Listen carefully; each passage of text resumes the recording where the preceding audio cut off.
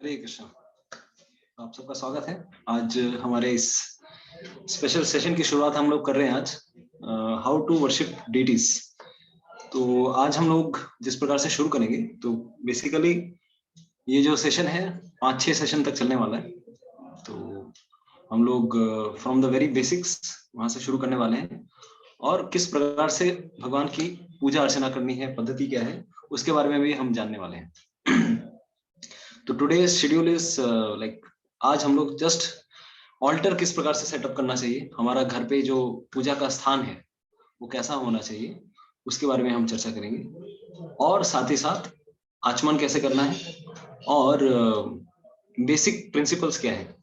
तो हल्की फुल्की जो इंट्रोडक्शन है हम थोड़ी बहुत आज करने वाले हैं और अगले सेशंस में आप बने रहिएगा, क्योंकि अगले सेशंस में और भी डिटेल में चर्चा होने वाली है। ठीक है, तो शुरू करने के पूर्व हम लोग मंगलाचरण से शुरू करेंगे और उसके बाद हम सेशन शुरुआत करेंगे। हरे कृष्णा। तो शॉर्ट में मंगलाचरण कर लेते हैं क्योंकि हम लोग आज थोड़ा लेट शुरू कर रहे हैं। हरे कृष्ण। ओम अज्ञानतिमिरान्धस्य ज्ञानाञ्जनशलाकया चक्षुरुन्मीलितं येन तस्मै श्रीगुरवे नमः। श्रीचैतन्यमनोभीष्टं स्थापितं येन भूतले स्वयं रूप कदा मह्यं ददाति स्वपदान्तिकम्। वन्देऽहं श्रीगुरो श्रीयुतापदकमलं श्रीगुरून् वैष्णवांश्च श्रीरूपं साग्रजाता सहगण रघुनाथान्वितं तं सजीवं साद्वैतं सावधूतं परिजनसहितं कृष्ण चैतन्य देवं श्रीराधा कृष्ण पादान् सहगण ललिता श्री विशाखान्वितांश्च नमो विष्णुपदाय कृष्ण पृष्ठाय भूतले श्रीमते भक्ति वेदांत स्वामिनिति नामिने नमस्ते सारस्वते देवे गौरवाणी प्रचारिणे निर्विशेष शून्यवादी पाश्चात्य देश तारिणे जय श्री कृष्ण चैतन्य प्रभु नित्यानंद श्री अद्वैत गदाधर शिवासादि गौर भक्त वृंद। हरे कृष्णा कृष्णा कृष्णा हरे हरे, हरे राम राम राम हरे हरे। मुखं करोति वाचालं पंगुं लंघायते गिरिं यत्कृपातमहं वन्दे श्रीगुरो दीनतारिणं परमानन्दमाधवं श्रीचैतन्यमीश्वरम्। हरे कृष्णा। तो जितने लोग कंफर्टेबल हैं, अगर आप लोग चाहें तो कैमरा ऑन कर सकते हैं। ठीक, हरे कृष्ण। तो हम लोग शुरुआत आज करने वाले हैं डीटी वर्शिप सेमिनार की। तो जनरली ये जो आज हम लोग जो भी करने वाले हैं, इट्स जस्ट लाइक कि घर पे आपको अगर भगवान की सेवा पूजा करनी है, विग्रहों की सेवा करनी है, या फिर फोटो की भी अगर आप सेवा करना चाहते हैं, तो जो भी बेसिक रिक्वायरमेंट्स हैं, जो मंत्र लगते हैं, जिस प्रकार से आप जो पद्धति इस्कॉन में एज अ गॉडी वैष्णव हम लोग जो पालन करते हैं, उसके बारे में हम एक बेसिक आइडिया हम लोग देने वाले हैं। इसके अलावा कुछ डिटेल्ड चीजें भी हैं जब हम लाइक वो तब कराई जाती हैं जब आप मान लीजिए भगवान की पूजा अर्चना आप जब मंदिरों में करने वाले होते हैं, लेकिन घर पे नियम थोड़े हल्के होते हैं। इसी कारण से there are not very strict rules and regulations as compare to temple. मंदिरों की तुलना में हल्के फुल्के नियम हैं, लेकिन फिर भी उन सारे नियमों का भी पालन करना बहुत जरूरी है। और हर व्यक्ति को जो भी भगवान का नाम जप कर रहा है, हर एक व्यक्ति का भगवान के विग्रहों के साथ एक अटैचमेंट होना बहुत जरूरी है। और अटैचमेंट तब डेवलप होता है जब हम भगवान की सेवा करते हैं, भगवान को भोग लगाते हैं, भगवान की सेवा पूजा, भगवान के दर्शन करते हैं, भगवान की मंगल आरती करते हैं। भगवान के साथ जितना समय बिताते हैं उतना हमारा भगवान के साथ आकर्षण बढ़ता है। तो इसी कारण से ये भी बहुत जरूरी है। तो अभी कभी कभार ऐसा लग सकता है आप लोगों को कि अच्छा, मैं अगर आप लोगों से पूछूं कलयुग का युग धर्म क्या है, कौन बताएगा? कोई हाथ उठाकर बोलना चाहते हैं या फिर अनम्यूट डायरेक्टली भी कर सकते हैं। कलयुग में अगर हम भगवान को पाना चाहते हैं। हरे कृष्णा। आवाज सुनाई नहीं दी। हरे कृष्ण महामंत्र का जाप प्रभु जी। हाँ, हरे कृष्ण महामंत्र का जाप, भगवान का नाम जप करना, ये सबसे बड़ा हमारे कलयुग का युग धर्म है। तो हरे कृष्ण हो या भगवान का नाम। जी प्रभु जी, वैसे तो बताया जाता है कि हमारे भक्ति के 4 स्तंभ है, जिसमें वो उसी को 4 रेगुलेटिव प्रिंसिपल्स के रूप में हम लोग इसमें मानते हैं लेकिन उनकी रक्षा करने के लिए हम महामंत्र का सहारा लेते हैं। जी no meat eating, no gambling, no illicit relation और नो गैम्बलिंग, ये जो चारों हमारा है स्तंभ, तो इनकी रक्षा करने के लिए हम इनके शरण में जाते हैं महामंत्र जाप में। और इसी में एक प्रसंग भी आता है प्रभु जी, अगर इजाजत हो तो, जी प्रभु कि जी। जब नारद जी घूमते घूमते वृंदावन गए थे तो उन्होंने भक्ति को देखा था युवती के रूप में, और उनके साथ दो वृद्ध थे, तो वो वृद्ध उनके पुत्र थे। तो एक थे ज्ञान हाँ, और दोनों पुत्र थे। हाँ, ज्ञान और वैराग्य। तो ज्ञान और वैराग्य। तो उसके बाद पूछा नारद जी ने कि ये दशा कैसे हो गई, तो उन्होंने खैर बताया। और तब ब्राह्मण को, नारद जी को बड़ा गुस्सा आया कि महाराज परीक्षित ने कलयुग को क्यों प्रवेश दिया, अनुमति क्यों दी। तब वो भक्ति कहती है कि नहीं, वो तो बड़े सार गर्वी राजा थे, तो भक्ति उन्होंने कलयुग को इसलिए दिया जगह कि उनको मालूम था कि कलयुग में लोग इतना लगन से पूजा पाठ नहीं करेंगे, भक्ति नहीं करेंगे, तो उसको सुलभ बनाने के लिए कि केवल हरि नाम का जाप करेंगे तो वो उससे तर जाएंगे। तो इस वजह से राजा परीक्षित ने उसको स्थान दिया था। जी हरे कृष्णा, धन्यवाद गिरिजेश प्रभु। तो ये श्रीमद् भागवतम के महत्व में आज कहानी आती है। उसके बाद भक्ति देवी के दो पुत्रों को रिवाइव करने के लिए श्रीमद् भागवतम का पाठ किया जाता है। तो उस समय 4 कुमार वहां पर इनवाइट किए जाते हैं। भले ही नारद मुनि वहां पर उपस्थित थे, लेकिन नारद मुनि को भी समझ में नहीं आ रहा था कि ऐसी स्थिति में उनके 2 संतानों को किस प्रकार से, वृद्ध संतानें, जो 2 भक्ति के 2 संतानें थी, पूर्ण रूप से वृद्ध हो गई थी। तो फिर उस समय वहां पर सनत कुमार, सनातन कुमार, सनक और सनंदन, ये 4 व्यक्ति आते हैं वहां पर और श्रीमद् भागवतम का पाठ करते हैं। उसके बाद फिर भक्ति तो रिवाइव होती है। भक्ति ऑलरेडी वृंदावन में आकर मतलब शी वॉज ऑलरेडी वेल, लेकिन उनके जो 2 पुत्र हैं ज्ञान और वैराग्य, ये भी हृष्ट पुष्ट हो जाते हैं। तो कलयुग में भागवतम का भी बहुत जरूरी है और भगवान का नाम।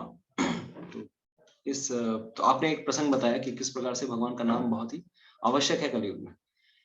तो अगर हम आपसे पूछें, सबसे पूछें कि अच्छा, तो हम भगवान का नाम जप करके ही तर सकते हैं, तो विग्रहों की सेवा करने की क्या आवश्यकता है?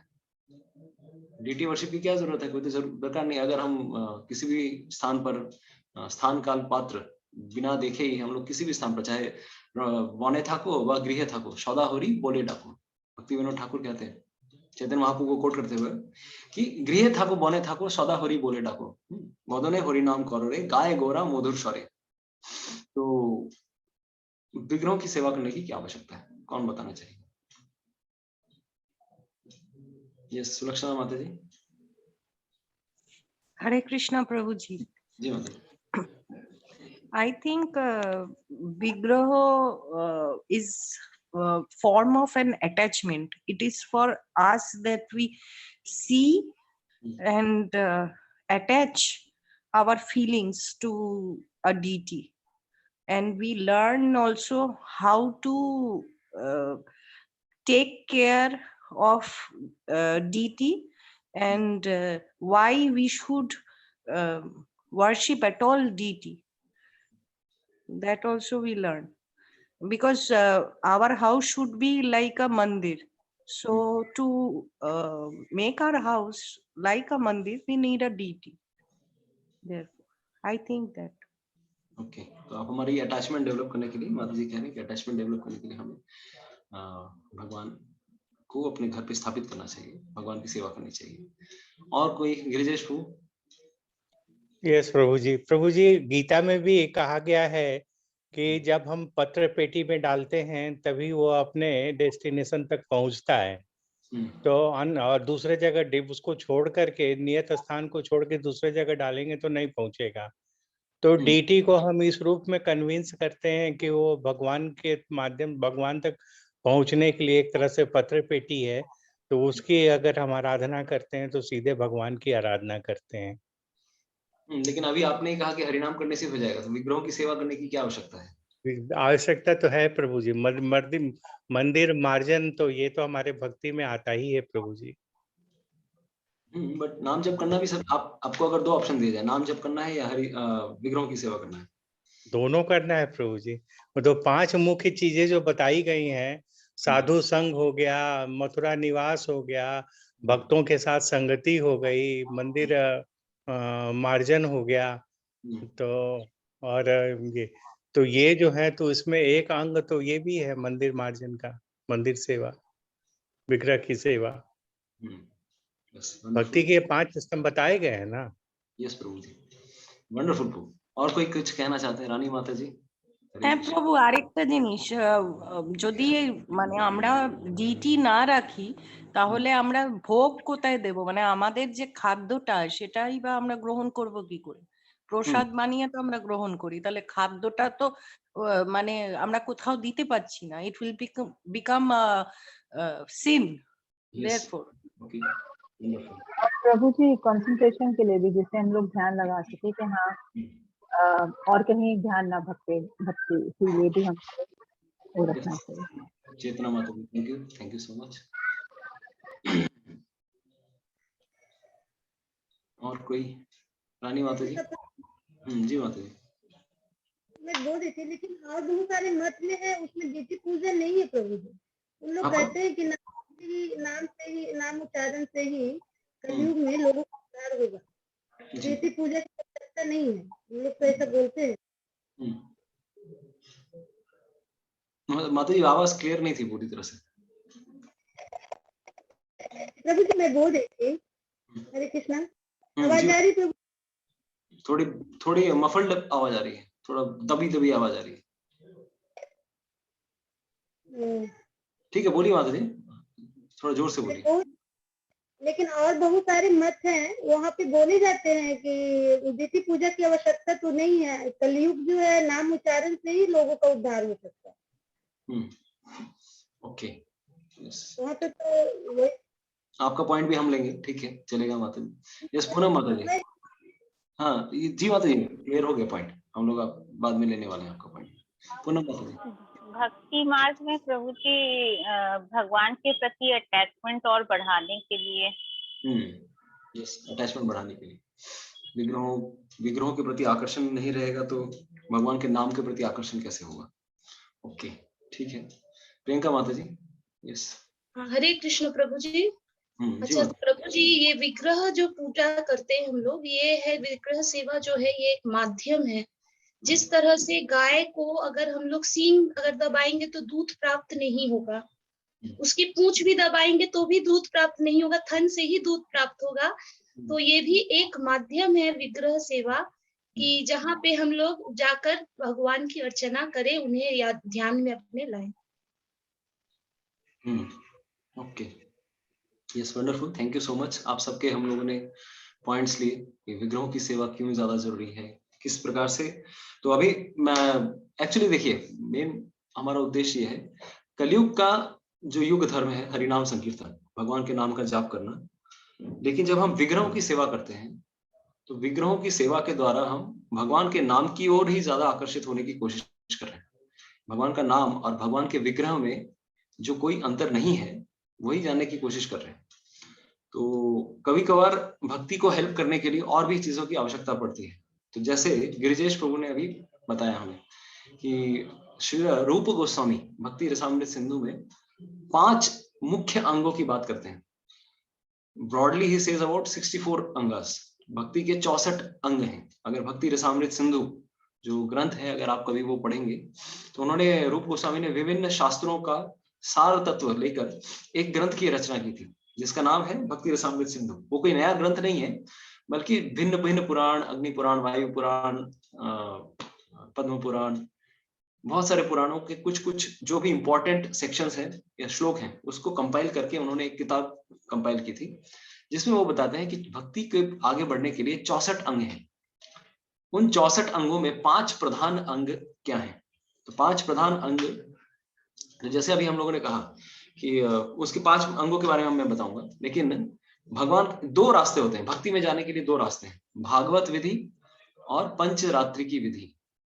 तो श्रीमद् भागवत विधि का अर्थ क्या है? जिसमें हम लोग भगवान का नाम जप कर रहे हैं या फिर श्रीमद् भागवतम का पाठ कर रहे हैं, गीता भागवत, इनके द्वारा हम लोग ज्ञान अर्जन करने की कोशिश कर रहे हैं। ऐसे मार्ग को कहा जाता है भागवत विधि, ठीक है। इसके इसी रास्ते पे हम लोग जो प्रचार भी कर रहे हैं, ये भी भागवत विधि में आता है। इसमें कोई विग्रहों की सेवा नहीं है। तो basically chanting the Holi names of the Lord, telling about the Holi names of the Lord, या फिर भगवान के नाम और कथाओं का प्रचार करना, ये है भागवत विधि। ठीक है, खुद भी अपने जीवन में अप्लाई करना, दूसरों को भी बताना। ठीक है, ये एक रास्ता है। दूसरा रास्ता आता है पंचरात्रि की विधि। पंचरात्रि की विधि का मतलब ये है कि एक बार श्रीमती राधा रानी ने नारद मुनि को, जब हम वृंदावन कभी जाएंगे तो वहां पर ये घटना आती है कि वृंदावन में एक समय नारद मुनि आते हैं और उनकी बहुत अभिलाषा हुई कि मैं किस प्रकार से श्रीमती राधा रानी से या फिर भगवान श्री कृष्ण की रास लीला का मैं दर्शन करना चाहता हूँ। तो उस समय नारद मुनि भी क्या बनते हैं कि अभी वो तो पुरुष रूप में है, राइट, पुरुष रूप में है, तो पुरुष रूप में कोई भी भगवान की रास लीला के दर्शन नहीं कर सकता है। तो उसी समय ललिता देवी आती हैं, क्योंकि वो भगवान के बहुत ही महान भक्त हैं, और कहते हैं कि कुसुम सरोवर में आप डुबकी लगाइए। तो कुसुम सरोवर में जब नारद मुनि डुबकी लगाते हैं, जैसे ही वो बाहर निकलते हैं तो वो नारदी गोपी का रूप ग्रहण करते हैं। मतलब वो अपने नित्य स्वरूप में, आध्यात्मिक जगत में जो नित्य स्वरूप है उनका, उस स्वरूप में वो परिवर्तित हो जाते हैं, और उस स्वरूप में फिर वो आगे चल के भगवान की रास लीला में भाग भी ग्रहण करते हैं और दर्शन भी करते हैं। तो फिर श्रीमती राधा रानी ने नारद मुनि को एक आदेश दिया था, भगवान ने आदेश दिया था कि आप भक्ति के ऊपर कुछ ग्रंथ लिखिए। एक तो ग्रंथ है कि नारद भक्ति सूत्र। तो उन्होंने, श्रीमती राधा रानी ने आदेश दिया, नारद मुनि आप नारद भक्ति सूत्र का क्या रखिए, आप ग्रंथ की रचना कीजिए, जिसके द्वारा आप भक्ति की महानता को बता सकते हैं। तो बहुत बहुत छोटे छोटे फॉर्मूला हैं। प्रभुपाद जी की भी एक छोटी सी पुस्तक है, नारद भक्ति सूत्र। तो अभी नारद मुनि कहने लगे, तब तो वो नारद ही गोपी थे, तो वो कहने लगे कि अगर मैं ये ग्रंथ की रचना करता हूँ तो मुझे कोई एक स्थान में रहना पड़ेगा, और आप कह रही हैं कि वृंदावन में रह के आप ये ग्रंथ की रचना कीजिए, तो मैं ये ग्रंथ कैसे लिखूंगा? क्योंकि दक्ष प्रजापति के अभिशाप के कारण मैं 5 दिन से ज्यादा एक स्थान में नहीं रह सकता। तो सॉरी, 3 दिन से ज्यादा मैं एक स्थान पे नहीं रह सकता। तो दक्ष प्रजापति ने एक समय उनको अभिशाप दिया था। तो श्रीमती राधा रानी ने बोला, देखो तुमको क्या लगता है वृंदावन ब्रज का भाग है? वृंदावन क्या इस भौतिक जगत का भाग है? वृंदावन इस भौतिक जगत का भाग नहीं है। तो दक्ष प्रजापति का जो अभिशाप है इस भौतिक जगत में किसी भी स्थान पर अप्लाई होता है, ब्रजमंडल में अप्लाई नहीं होता। इसीलिए आप आराम से एक जगह बैठकर आप इस ग्रंथ की रचना कीजिए। तो नारद मुनि ने इस प्रकार से नारद भक्ति सूत्र की भी रचना की। तो जस्ट कुसुम सरोवर के पास ही, फिर हाँ उसके बाद फिर से वो डुबकी लगाते हैं, फिर से वो अपने नॉर्मल स्वरूप में वापस लौट के आते हैं। तो नारद कुसुम सरोवर के थोड़ा आगे 100 मीटर के अंदर ही नारद मुनि की तपस्या स्थली है, नारद कुंड है। तो वहां पर उन्होंने इस नारद भक्ति सूत्र की रचना की, और साथ ही साथ उन्होंने बाद में उन्होंने पंचरात्रि की, तो पंचरात्रि की, नारद पंचरात्र बोल के एक और ग्रंथ की रचना भी की।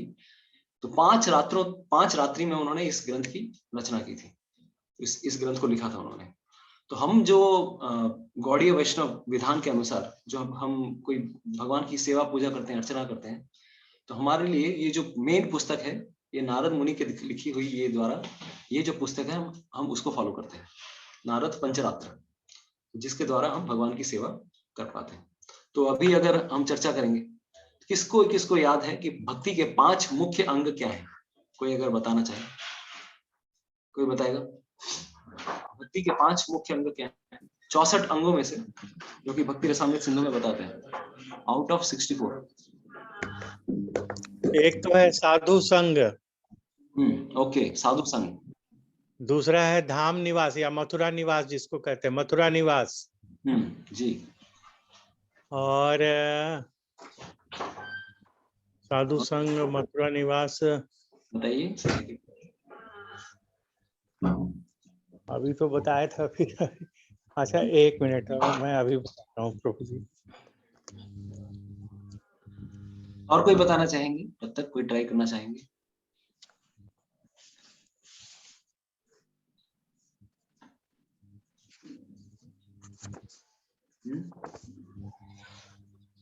भागवतम का पठन करना प्रभु जी। deity worship, chanting, भक्तों का संग, and धाम यात्रा. ओके, तमोग्नोपु, यस, वंडरफुल, थैंक यू माता जी, पुनः माता जी। तमोग्नोपु आपने बोलते जाना।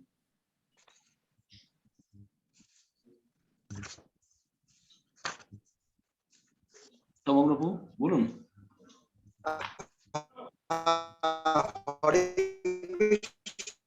सिग्नल क्लियर नहीं प्रभु।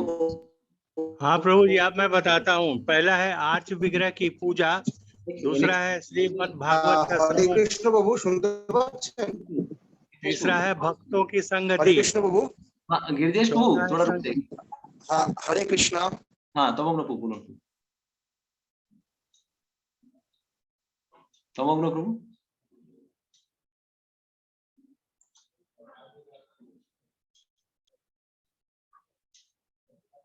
ओके, एनीवेज सबको ऑलमोस्ट आई हाँ विल। हरे कृष्ण बाबू सुनते পাচ্ছেন? बोलूं प्रभु।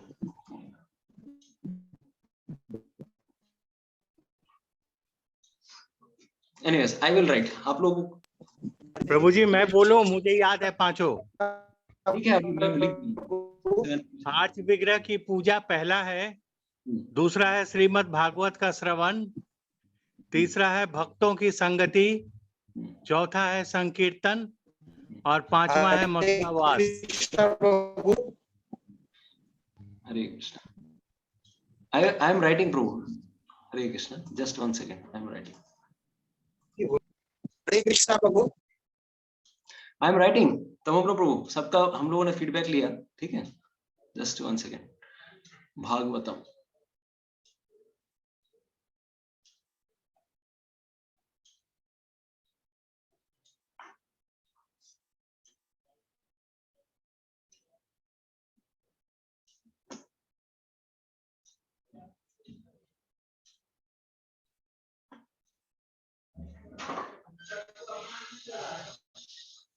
so these are the 5 pillars, 5 out of the 64 principles of devotional service।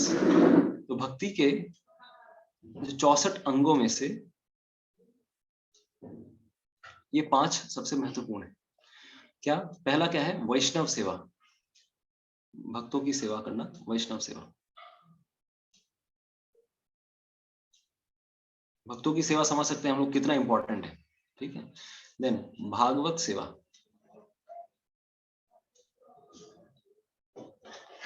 Then नाम सेवा, भगवान का नाम की सेवा करना, धाम की सेवा करना, धाम में जाना, धाम में निवास करना, अपने घर को भी धाम बनाना, इस प्रकार से ये एक भी धाम की सेवा है। मथुरा से मथुरावास या फिर मथुरावास भी कहते हैं इसको, तो मथुरा या कोई भी तीर्थ स्थल में रहना। और लास्ट में है श्री विग्रह सेवा, ABCDD।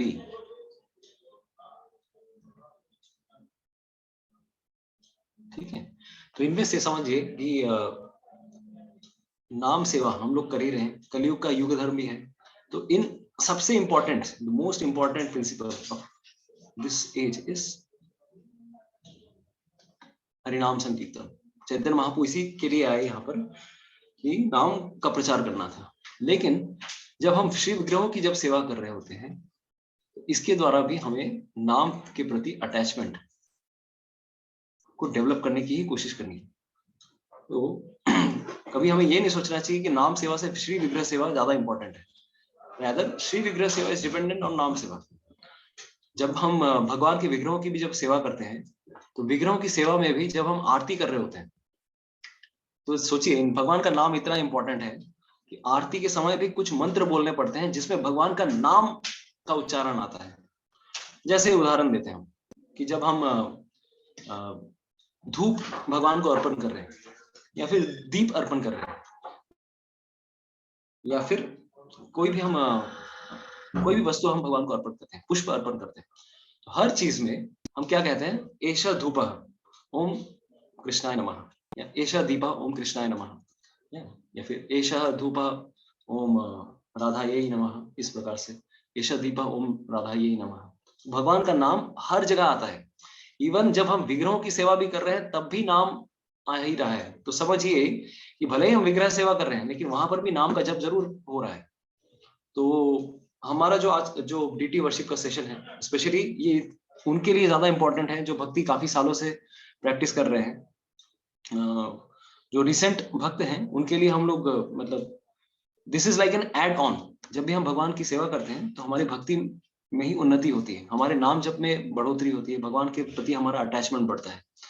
तो इस कोर्स में हम लोग कुछ मंत्रों के द्वारा भी हम लोग भगवान की सेवा के बारे में जानेंगे कि जब हम धूप या दीप हम लोग अर्पण कर रहे हैं, भले ही हम लोग एक पर्टिकुलर नंबर ऑफ टाइम्स भगवान के चारों ओर रिपीट करते हैं, ये अर्पण करते हैं, लेकिन उसके साथ में मेंटली कुछ मंत्रों का जाप भी करना होता है।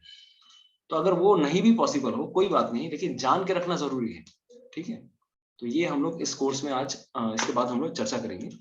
तो now let us begin with our few basic things. जब हम लोग भगवान के बारे में, भगवान की सेवा करने के लिए हम लोग प्रस्तुत होते हैं।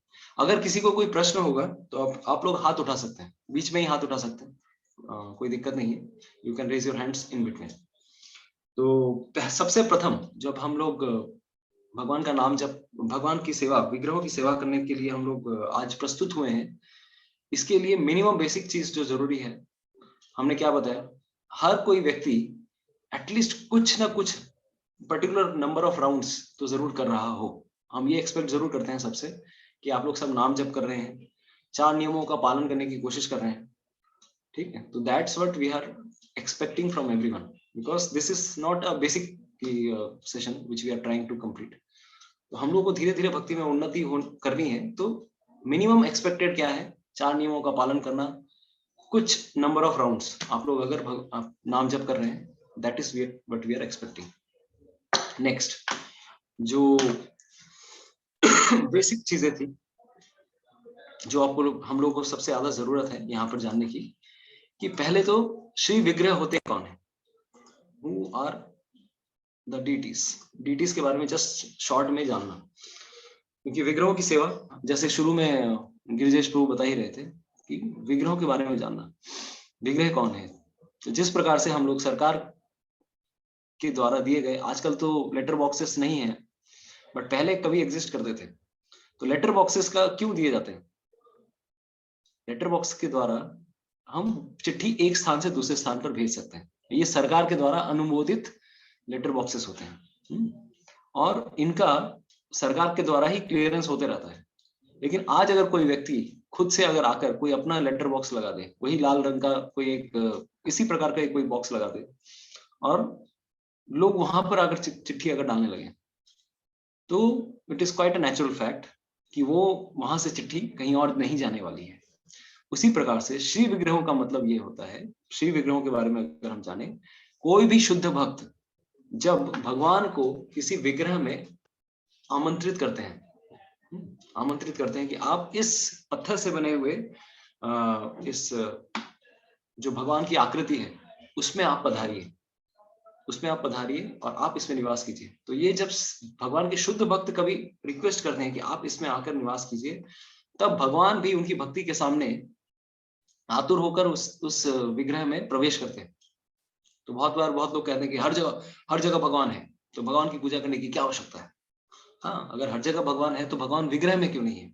लेकिन इसका मतलब ये नहीं है कि हर पत्थर को हम पूजने लगे, नहीं, हर जगह भगवान है परमात्मा के रूप में, लेकिन अपने स्वयं रूप में भगवान नहीं है हर जगह। परमात्मा और भगवान के रूप में अंतर है। तो भगवान के एक एक्सपेंशन है परमात्मा, लेकिन भगवान गोविंद या रामचंद्र या नरसिंहदेव, जो भी भगवान की श्री मूर्ति हैं, वो परमात्मा से कहीं ऊपर है, राइट। तो ये जनरली जो नॉर्मल जनता है वो नहीं समझ पाती है। तो विग्रहों का के बारे में क्या है कि ये भगवान को जब इस प्रकार से कोई शुद्ध भक्त रिक्वेस्ट करते हैं कि आप इस जगत में आइए और भक्तों के द्वारा आदान प्रदान स्वीकार कीजिए, इसलिए हम आपको रिक्वेस्ट कर रहे हैं। तो भगवान तो उसमें बहुत सारे प्रोसेसेस होते हैं। जब भी किसी जगह विग्रहों की स्थापना होती है तो बड़े बड़े यज्ञ किए जाते हैं और अंत में सबसे उनके पूरे शरीर के हर एक अंग में उनको पुकारा जाता है, आप इस अंग में आप प्रवेश कीजिए, उनके उंगली में, उनके हाथ में, उनके नाक में, उनके मुख में, हर जगह। कि भगवान आप इस जगह पधारिए, इस जगह पधारिए, इस जगह पधारिए। तो इस प्रकार से जब रिक्वेस्ट किया जाता है किसी शुद्ध भक्त के द्वारा, क्योंकि उनकी भक्ति के सामने भगवान आकर रेसिप्रोकेट करते हैं, आदान प्रदान करते हैं, then this kind of thing happens. और ऐसे विग्रह को लाइक अगर मैं आपको एक उदाहरण दूं इसके बारे में, अभिराम ठाकुर के बारे में कोई जानते हैं? हु इज अभिराम ठाकुर? किसको पता है अभिराम ठाकुर? हम लोग एक चक्र की यात्रा में गए थे, अगर आप लोगों को याद आ रहा होगा, अभिराम ठाकुर, या फिर चैतन्य चरितामृत जिसने भी पढ़ा होगा, अभिराम ठाकुर के बारे में कोई जानते हैं? कोई बताना चाहेंगे अभिराम ठाकुर कौन थे? ओके, मैं बता देता हूँ। तो अभिराम भगवान श्री कृष्ण के एक प्रमुख सखा में से एक थे, श्रीदाम सखा। तो भगवान श्री कृष्ण जब वृंदावन धाम से जब 5000 साल पूर्व अपने घर से प्रस्थान करते हैं, तो प्रस्थान करने के बाद वो सारे ब्रजवासियों को बोल के जाते हैं कि आज नहीं, कल नहीं, मैं परसों, मतलब परसों तक मैं रिटर्न कर जाऊंगा, बहुत शीघ्र ही आ जाऊंगा, बहुत शीघ्र आ जाऊंगा। तो श्रीराम सखा उनकी राह देख रहे थे कि कब आएंगे भगवान श्री कृष्ण, कब आएंगे, कब आएंगे। तो ऐसा करते करते तो भगवान, मतलब काफी समय हो गया, तो उन्होंने कितने सालों तक वेट किया, इतने साल वेट किए कि हम कल्पना भी नहीं कर सकते। तो नित्यानंद प्रभु जब 500 वर्ष पूर्व इस जगत में आविर्भूत होते हैं एक चक्र धाम में, हम सबको पता है। तो वो जब पूरे भारतवर्ष की परिक्रमा कर, भारतवर्ष में तीर्थ यात्रा कर रहे थे, तो घूमते घूमते जाते हैं एक स्थान पर जिसका नाम है गोवर्धन। तो गोवर्धन के पास में वही श्रीदाम सखा भजन कर रहे थे कि भगवान कब आएंगे, भगवान कब आएंगे, भगवान कब आएंगे, चैतन्य महाप्रभु की आशा में, क्योंकि चैतन्य महाप्रभु भगवान श्री कृष्ण ही है। नित्यानंद प्रभु की आशा में, नित्यानंद प्रभु बलराम है। तो नित्यानंद प्रभु वहां पर आते हैं उनके भजन कुटीर के पास में, और उनसे भेंट करते हैं। तो उनकी हाइट इतनी थी, अभिराम मतलब श्रीराम की हाइट इतनी थी कि कल्पना भी नहीं कर सकते, 20-25 फीट हाइट थी उनकी, क्योंकि वो द्वापर युग की हाइट के थे। तो नित्यानंद प्रभु अपने हल से उनको छोटा करते हैं। Balaram, he is expansion of, he is same as Balaram. तो उन्होंने अपने हल से उनको हाइट नॉर्मल 500 वर्ष पूर्व जितनी हाइट होती थी लोगों की, उतने हाइट तक लेके आते हैं। तो सोचिए 4500 साल तक श्रीराम सखा भगवान कृष्ण के लिए वेट किए, और नित्यानंद प्रभु आकर उनको अपने दल में शामिल करते हैं। तो फिर वो अब नित्यानंद प्रभु के साथ ही घूमने लगे, और उनका नया नामकरण करते हैं नित्यानंद प्रभु। उसके बाद से उनका नाम पड़ा अभिराम ठाकुर। ठीक है। तो अभिराम ठाकुर के हाथ में एक जय मंगल नाम की एक चाबुक रहती थी। कोई कहते हैं कि वो छड़ी थी, चाबुक थी। तो वो ऐसी चाबुक थी कि किसी को भी अगर पड़ जाए तो भगवान कृष्ण के प्रति शुद्ध भक्ति, प्रेम उसको मिलना निश्चित है। तो ये उनके स्पेशल कैरेक्टरिस्टिक्स थी। जिसके भी शरीर पे गिरेगा वो चाबुक वो हरि नाम में मतवाला हो जाएगा। दूसरा उनका एक और जो ये था, नेचर था, कि किसी भी विग्रह के सामने अगर वो प्रणाम करते थे, या किसी भी भक्त के सामने भी अगर प्रणाम करते थे, अगर उस भक्त के अंदर अगर कोई भी कामनाएं, वासनाएं हैं भगवान कृष्ण की सेवा अर्चना को छोड़कर, तो या तो वो भक्त उसी समय अपना शरीर त्याग देंगे उसी समय, या फिर अगर वो विग्रह के सामने भी अगर प्रणाम करते थे, और अगर विग्रह की अगर सही प्रकार से प्राण प्रतिष्ठा नहीं होती है, या कोई भी अगर शालिग्राम लेके बोलते हैं कि ये शालिग्राम है और शालिग्राम नहीं है वो, तो वो विग्रह एकदम फट से फूट जाते थे, मतलब क्रैक पड़ जाता था, उसमें अंदर दरार पड़ जाती थी। तो बहुत बार ऐसा हुआ कि अभिराम ठाकुर प्रणाम करने गए बहुत सारे विग्रहों को, कृष्ण के विग्रहों को, तो वो ठीक प्रकार से प्राण प्रतिष्ठा वाले विग्रह नहीं थे। तो इस प्रकार से सारे विग्रहों के साथ ऐसा होता था। तो यही समझ सकते हैं हम लोग कि प्राण प्रतिष्ठा कितनी इंपॉर्टेंट है। जब कोई शुद्ध भक्त किसी विग्रह को, जैसे अगर मान लीजिए श्रील प्रभुपाद ने पहला इस्कॉन मंदिर कलकत्ता में बनाया, तो श्री श्री राधा गोविंद जी प्रभुपाद जी के स्थापित विग्रह। तो दैट्स हाउ गोविंद जी, सोचिए, तो भगवान भी किसी भक्त के रिक्वायरमेंट में या फिर भक्त के रिक्वेस्ट पर भगवान इस धराधाम में आते हैं, और इस प्रकार के अवतार को, क्योंकि भगवान एक मूर्तिमान स्वरूप में आ रहे हैं, भौतिक पदार्थ में आ रहे हैं, वो या तो लकड़ी के हो सकते हैं, मिट्टी के हो सकते हैं, मेटल के हो सकते हैं, मार्बल के हो सकते हैं, किसी भी प्रकार का जो रूप लेते हैं हम लोग जब देखते हैं उनको, तो ऐसे विग्रह के रूप को क्या कहा जाता है, कौन सा अवतार कहा जाता है, किसी को पता है? भगवान इस प्रकार से जब अवतार लेते हैं क्या कहते हैं इस प्रकार के अवतार को, किसी को पता है? कौन बताएगा? ऐसे अवतारों को कहा जाता है अर्च अवतार, क्योंकि वो पूजा अर्चना के लिए भगवान आए हैं, नाम रूप में भी आए हैं लेकिन अर्च विग्रह के रूप में भी आए हैं। तो इसी प्रकार से विग्रहों को यही विग्रह, इस प्रकार से प्राण प्रतिष्ठा वाले विग्रह को जरूरी नहीं है कि हर एक के घर पे विग्रह रहे, क्योंकि विग्रहों की सेवा पूजा करने के लिए काफी स्टैंडर्ड लगते हैं। हर एक के घर पे डेटीज नहीं दरकार है, इसीलिए हम लोग एड्रेस भी क्या करते हैं, डेटी। हम लोग आइडल नहीं कहते हैं, हम लोग मूर्ति नहीं कहते हैं, हम लोग कहते हैं अर्च विग्रह या फिर विग्रह, यानी कि भगवान साक्षात रूप में हमारे उस मूर्तिमान स्वरूप में विद्यमान है। मूर्ति और विग्रह में अंतर ये है, मूर्ति में प्राण प्रतिष्ठा नहीं है, विग्रह में प्राण प्रतिष्ठा हुई है। साक्षात रूप में भगवान वहां पर उपस्थित है। प्रतिमा नाओ तुम्ही साक्षात ब्रजेंद्र नंदन। तो इस प्रकार से ऐसे विग्रहों का अगर मान लीजिए कोई भी गृहस्थ भक्त अपने घर पे फोटो भी रखते हैं, अगर मान लीजिए राधा माधव है, राधा गोविंद है, मायापुर के राधा माधव, राधा गोविंद, एक चक्र में राधा वृंदावन मोहन है, कोई भी ऐसे प्राण प्रतिष्ठा वाले जो कि बोनाफाइड तरीके से जिनकी प्राण प्रतिष्ठा हुई है, उनको आप अपने घर पे अगर आप उनकी अगर सेवा पूजा करते हैं तो भी वो भगवान की अर्च विग्रह की सेवा के बराबर ही माना जाएगा, क्योंकि वो उन्हीं का एक एक्सपेंशन है। वो फोटो स्वरूप में आपके घर पे आमंत्रित है। ठीक है, तो इसीलिए कभी भी भगवान की पेंटिंग नहीं रखनी चाहिए। विश्वरूप प्रभु जब हम लोग का क्लास ले रहे थे तब उन्होंने ये बात कही थी, पेंटिंग से ज्यादा इंपॉर्टेंट है हमारे लिए भगवान के अर्च विग्रह, जहाँ की सेवा पूजा हो रही है, किसी शुद्ध भक्त ने इंस्टॉल किया है, ऐसे फोटो को रखना ज्यादा इंपॉर्टेंट है, पेंटिंग से ज्यादा इंपॉर्टेंट है। ठीक है, तो भोग अगर लगाना है तो कोशिश ये कीजिए कि यस रानी माता जी, कोई प्रश्न है? शुद्ध भक्त क्या होता है? शुद्ध भक्त का मतलब क्या है? शुद्ध भक्त मतलब भगवान के ऐसे भक्त जिनके अंदर अपने भोग, अपनी इच्छाओं की पूर्ति के लिए कोई कामना नहीं है, rather they are completely free of material desires, भौतिक इच्छाओं से मुक्त है। जैसे शिला प्रभुपाद हो गए, या फिर वर्तमान इस्कॉन में भी जो आचार्यगण हैं, बहुत सारे सन्यासी हैं, बहुत सारे ऐसे डिवोटीज हैं। हम लोग जैसे जिस स्थिति में है, नॉर्मल कोई भी, हर एक के अंदर कुछ ना कुछ भोग करने की इच्छा तो जरूर है।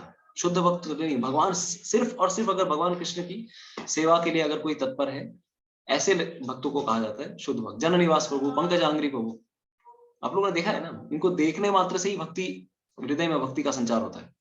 तो ऐसे भक्तों को कहा जाता है शुद्ध भक्त, जो भगवान के भजन में परिपूर्ण रूप से लगे हुए हैं, जिनके अंदर इस संसार में पूजा, लाभ, प्रतिष्ठा या किसी भी प्रकार के भोग की आकांक्षा नहीं। ऐसे भक्त जब भगवान को पुकारते हैं, भगवान स्वतः रूप से आ जाते हैं। ठीक है, तो ये समझना बहुत जरूरी है। ऐसे फोटो को रखना चाहिए घर पर जो कि कहीं ना कहीं प्रतिष्ठित है।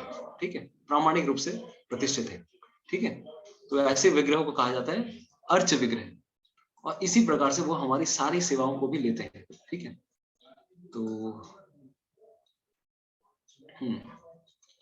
तो जब भी हम लोग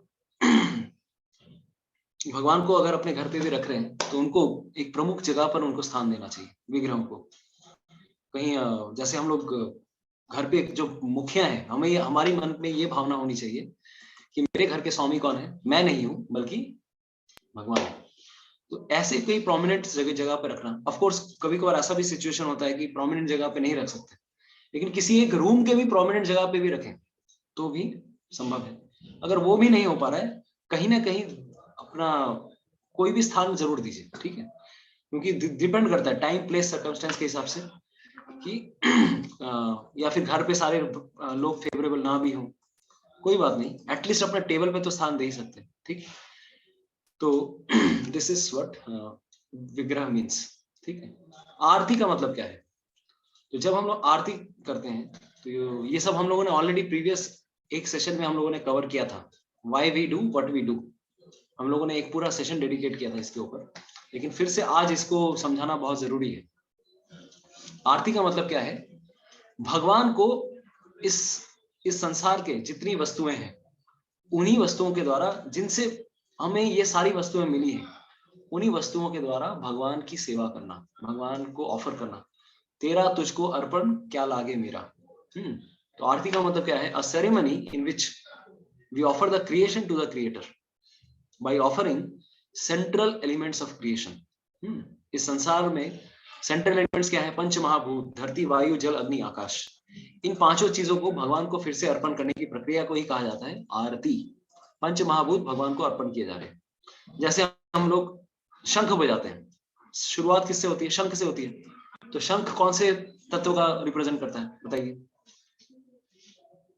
शंख जब बजा रहे हैं स्टार्टिंग में, अटेंशन, सब लोग सावधान हो जाओ, आरती होने वाली है। तो कौन से तत्व को भगवान को अर्पण कर रहे हैं? वायु। वायु, ओके। और कोई कुछ कहना चाहेंगे? अर्थ। अर्थ, अर्थ, ओके। और कोई कहना चाहेंगे कुछ? हम लोगों को 5 डिफरेंट वैरायटीज के आंसर मिल सकते हैं यहाँ पर। यहाँ ये है खम एलिमेंट, या फिर पृथ्वी, वायु, जल, अग्नि, आकाश, आकाश तत्व को, क्योंकि आकाश तत्व का ही एक्सपेंशन है साउंड, ध्वनि। तो ध्वनि आकाश तत्व से क्रिएटेड हुई थी। तो जब भी हम लोग शंख ये कर रहे हैं तो शंख से आकाश तत्व प्रदान करते हैं। इंसेंस के द्वारा हम लोग पृथ्वी तत्व प्रदान करते हैं। लैंप के द्वारा हम लोग अग्नि तत्व प्रदान करते हैं। चामर के द्वारा या मोरपंख के द्वारा हम लोग वायु तत्व हम लोग भगवान को अर्पण करते हैं। ठीक है, तो ये सिचुएशन, ठीक है, ये सब आप लोगों को दिख ही रहा है जल शंख के द्वारा। तो ये सब आपको 5 एलिमेंट हम लोग भगवान को जिस प्रकार से हम लोग अर्पण करते हैं, यहाँ पर हम लोगों ने लिखा है। यही चीजें हम लोग भगवान की आरती में ये करते हैं, और साथ ही साथ मन को भी ऑफर कर रहे हैं चेतना के द्वारा, प्रार्थनाओं के द्वारा। ठीक है, तो दिस इज टिल नाउ। तो इस प्रकार से बुद्धि के द्वारा हम लोग उन प्रार्थनाओं को हम लोग समझने की कोशिश करते हैं। जब तो बुद्धि को भी अर्पण कर रहे हैं। अहंकार को कैसे अर्पण कर रहे हैं? प्रणाम जब करते हैं हम लोग तब अहंकार को भी अर्पण कर रहे हैं। तो पृथ्वी, वायु, जल, अग्नि, आकाश, मन, बुद्धि, अहंकार, इस प्रकार से हम लोग भगवान को अर्पण करते हैं। यस पूनम माता जी, आपका कोई प्रश्न है? प्रभु जी, ये साउंड के लिए जो आप बोल रहे हैं, शंख अगर ना बजा पाए तो घंटी से होगा?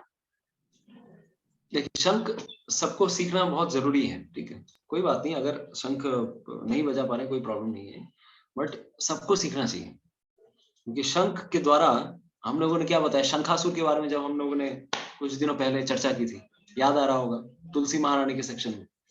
तो शंख के अंदर जो जल रहता है, या शंख की ध्वनि के द्वारा सारे इनऑस्पिशियस एलिमेंट्स चले जाते हैं। भूत पिशाच जो भी आसपास हैं सब भाग जाते हैं, शंख से सब ये करते हैं। तो शंख हर एक व्यक्ति को सीखना चाहिए।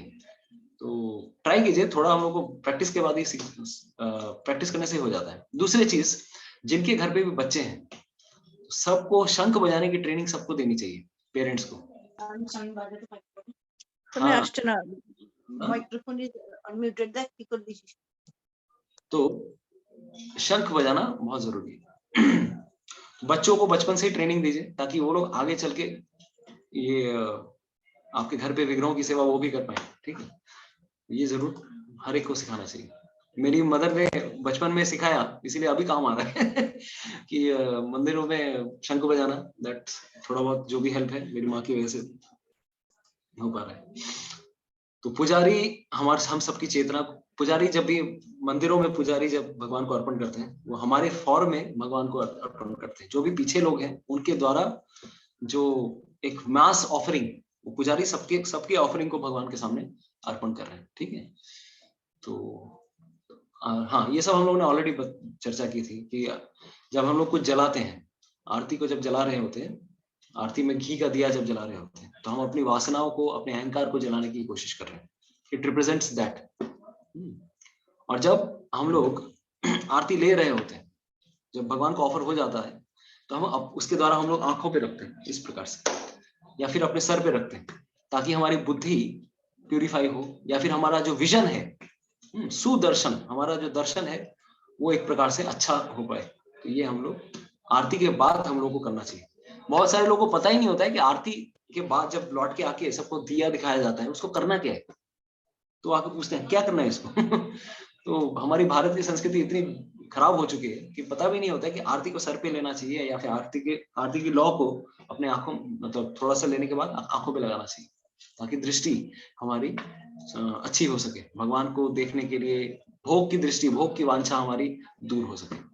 तो ये कुछ 2 चीजें थी जो मुझे डिस्कस करने का मैंने मेरा मन था। दूसरी चीज जो बेसिक चीज रिक्वायर्ड है इज अनदर वन, किस प्रकार से आप लोगों के घर का ऑल्टर सेटअप होना चाहिए, क्योंकि जब आप घर पे भगवान की सेवा पूजा कर रहे हैं तो बेसिक रिक्वायरमेंट्स भी कुछ हैं कि क्या क्या चीजें आपके घर पे होने चाहिए। जिनके घर पे ऑल्टर नहीं है कोई बात नहीं, जिनके घर पे है तो भी सुन लीजिए, क्योंकि कुछ चीजें स्कोप ऑफ इम्प्रूवमेंट हर एक व्यक्ति के लिए रहती है। तो इसके लिए हम लोगों ने ऑलरेडी प्रीवियसली भी एक सेशन लिया था, how to set up an altar, लेकिन वो काफी समय पहले लिया था, याद है आप लोगों को? बहुत समय पहले हम लोगों ने ये सेशन लिया था। लेकिन आज चूंकि आप लोग इतने सालों से आप भक्त 1.5-2 साल हमारे क्लास के होने जा रहे हैं, तो अभी आप लोगों के लिए ये थोड़ा और भी ज्यादा रेलेवेंट हो जाएगा कि ऑल्टर किस प्रकार से, कितना सुंदर होना चाहिए, कैसा होना चाहिए, कैसा दिखना चाहिए, राइट? तो ऑल्टर मतलब सिंहासन, भगवान का के विराजमान का जो, कहाँ भगवान जहाँ विराजमान है तो किस प्रकार का वो सिंहासन हो सकता है। ये तो चलो मंदिरों के आपको सिंहासन दिख रहे हैं, जरूरी नहीं कि ऐसे ही रखना है, तो घर पे भी किस प्रकार से आप सिंहासन रख सकते हैं। तो तो कोई पढ़ेगा इसको? राजेश प्रभु है आज सेशन में? राजेश प्रभु, you are there? Okay, Manisha माता जी, you would like to read? Are you there? Manisha माता जी,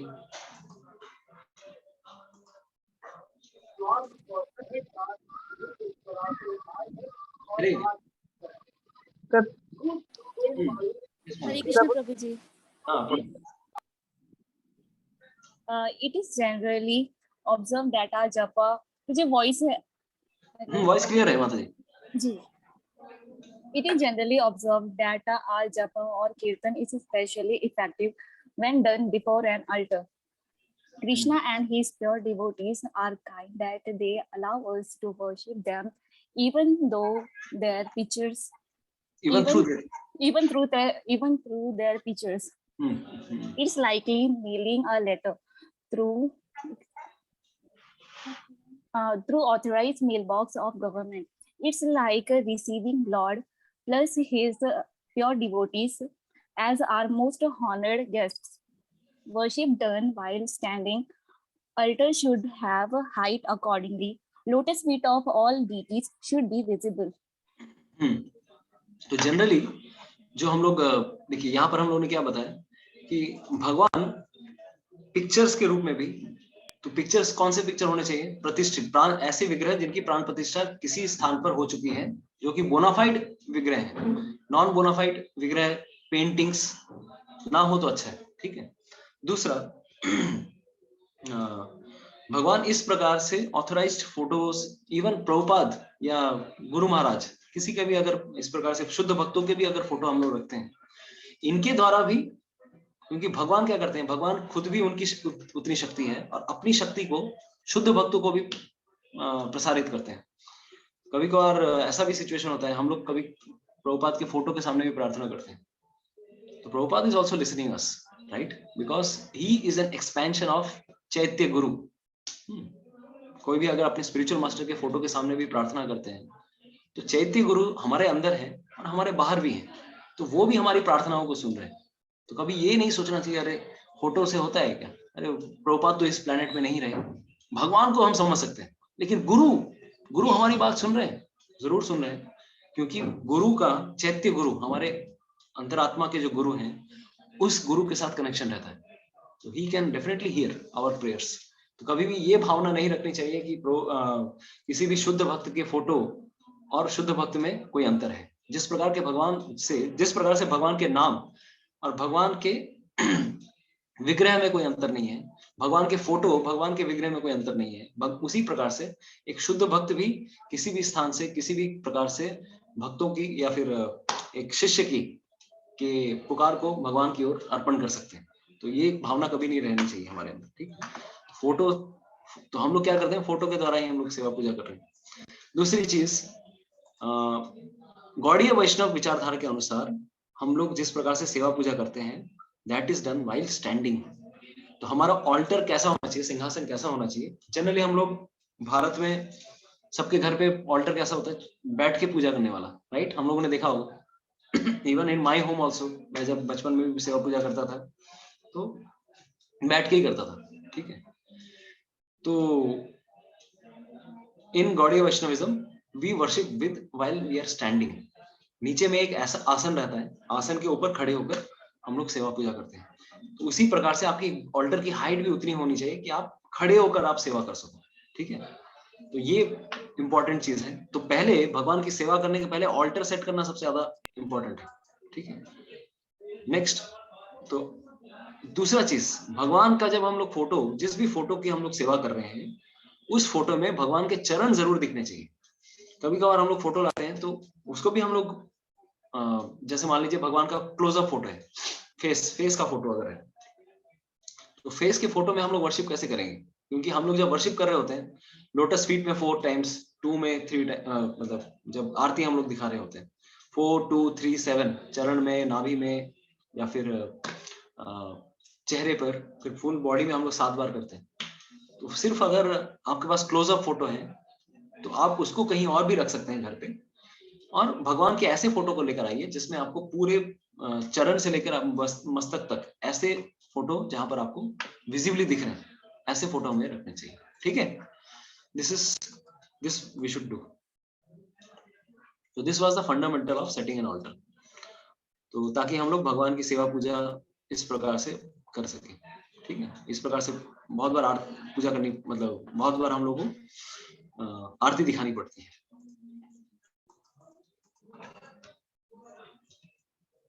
नेक्स्ट, कहां पर रख सकते हैं? तो इस ऐसी स्थान जहां पर आपका घर में डिस्टरबेंस ना हो, एकदम आप एकांत रूप से आराम से भगवान के सामने बैठ भी सके, और सेंटर ऑफ अट्रैक्शन हो, जहां पर आपका एटलीस्ट भगवान के प्रति आकर्षण अच्छी प्रकार से फोकस रहे।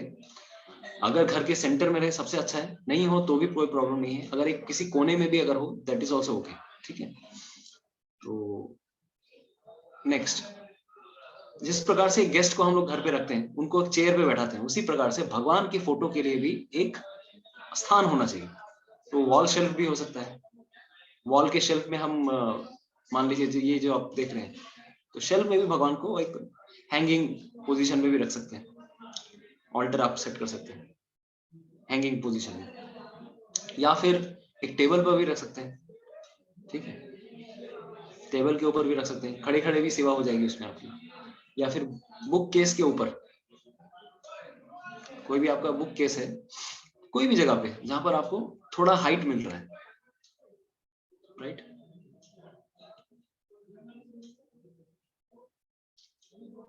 तो उसी प्रकार से हम ये सारी चीजें कर सकते हैं। नेक्स्ट, तो क्या क्या चीजें जरूरी है ऑल्टर सेट करने के लिए? पहला, देखिए जनरली हम लोग जब भी ऑल्टर सेट कर रहे हैं, नीचे थोड़ा हाइट का एक और एडवांटेज ये भी हो जाता है कि आपकी पूजा की थाली या फिर कोई भी वस्तुएं, भगवान को अर्पण करने वाली वस्तुएं, आसन, भगवान को भोग लगाते वक्त जब आसन हम लोग ये कर रहे होते हैं, ये सारी चीजें इसके अंदर एकोमोडेट हो जाती है। तो खड़ा ऑल्टर ऐसा भी काम कर सकता है कि आप नीचे ड्रॉअर वॉर शेल्फ वेल बनवा लीजिए, और इवन भगवान को भोग लगाने के लिए कभी कभार ट्रे सिस्टम भी कर सकते हैं। तो अगर आप कस्टमाइज्ड अगर घर पे बनवाते हैं, ट्रे सिस्टम भी रख सकते हैं। नहीं हो पा रहे कोई बात नहीं, अलग से नीचे में भी एक टेबल पे भगवान को ऑफर कर सकते हैं। तो डिपेंड करता है आपकी किस प्रकार का घर का सेटअप है, बट आइडियली जरूरी नहीं है कि इसी प्रकार का ऑल्टर हो, बट क्या जरूरी है, लेवल 1, लेवल 2, लेवल 3, तो वो जरूरी है। तो गुरु परंपरा सबसे नीचे होनी चाहिए, ठीक है? गुरु परंपरा में श्रील प्रभुपाद, भक्ति सिद्धांत सरस्वती, गौर किशोर दास बाबा जी, भक्ति विनोद ठाकुर, जगन्नाथ दास बाबा जी, षड गोस्वामी, इनकी फोटो लेवल 1 या ग्राउंड पे मतलब एकदम नीचे, जिनके स्पिरिचुअल मास्टर हो चुके हैं, जिनकी दीक्षा हो चुकी है, तो प्रभुपाद के पास ही में हम लोग अपने गुरु महाराज की फोटो भी रख सकते हैं, ठीक है? क्योंकि सेवा के लिए गुरु की आज्ञा जरूरी होती है, इसीलिए सबसे नीचे हम लोग गुरु परंपरा को रखते हैं। दूसरा, लेवल 2 पे हम लोग किनको रख रहे हैं? पंचतत्व लेफ्ट साइड में, और नरसिंह देव राइट साइड में, ठीक है? तो कभी कभार एक और चीज जो देखने लायक होती है कि हम लोग फोटो जरूर रखते हैं लेकिन डिसप्रोपोर्शनेट साइज का होता है। ऐसा भी होना चाहिए कि आपको देखने में भी बढ़िया लगे, ठीक है। तो बहुत देखने में भी सुंदर होने चाहिए। आप कोई भी घर पे अगर आए आपके और देखे कि हाँ इतना सुंदर ऑल्टर है, तो सारे प्रोपोर्शन के फोटो, तो जितना आपकी गुरु परंपरा का फोटो है उससे बड़ा साइज में बड़े होने चाहिए पंचतत्व नरसिंह देव, राइट। और देखने में भी सुंदर लगेगा, राइट। और ऊपर में, सबसे ऊपर में राधा कृष्ण या फिर जगन्नाथ बलदेव सुभद्रा या फिर आपके घर के विग्रह अगर हैं, जो भी हैं, आपको एक स्टेप ऊपर रख सकते हैं। कभी कभार सेम लेवल पे ही सबके घर पे ये 3 स्टेप नहीं होते, कोई बात नहीं, आप फोटो इस हिसाब से रखिए। मान लीजिए ये छोटा फोटो है, ये थोड़े बड़े साइज का फोटो होंगे और सबसे बड़े अगर पीछे वाले फोटो हैं तो भी वो देख के लगेगा कि स्टेप फॉर्मेट में ही है, ठीक है।